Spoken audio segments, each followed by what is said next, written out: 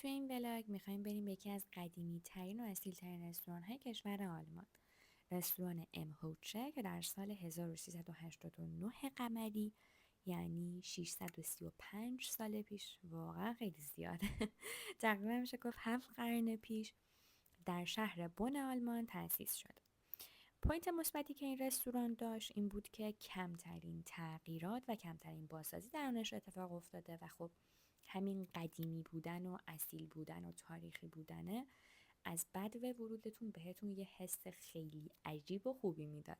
مثل یه سفر در تاریخ که خب برای کسایی که عاشق تاریخ و چیزای قدیمی هن واقعا یه تجربه خیلی خیلی خوبیه. مثل خودم واقعا یکی از بهترین تجربه هایی بود که تو کشور آلمان داشتم. دیوارها، زمین، تمام دکور این رستوران،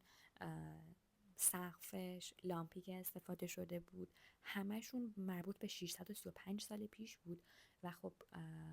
واقعا میشه به این فکر کرد که چقدر در اون زمان سلیقه قشنگی به کار رفته در این رستوران، یعنی از سلیقه قشنگی استفاده شده و چقدر همه چیز به بهترین شکل چیده شده.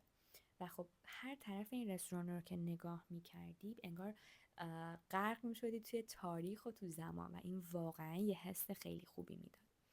پوینت مثبتی که این رستوران داشت این بود که غذای اصیل آلمانی درونش سرو میشد و خب میشد با فرهنگ آلمان، فرهنگ غذای آلمان و اون اصالتی که داره بیشتر آشنا شد. و حالا میشه گفت بیشتر مشتری هم که داشت یا آلمانی اصیل و قدیمی بودن یا گردشگری که حالا برای آشنایی با فرهنگ غذایی آلمان و آلمان مانده بودن مثل من، بیشتر اینا بودن. و خب یه نکته خیلی مثبت و خوبی که توی این رستوران بود، یعنی واقعا حس خیلی خوبی به من داد، این بود که صاحب فعلی این رستوران، البته قبلش یه چیزی بگم اینو بگم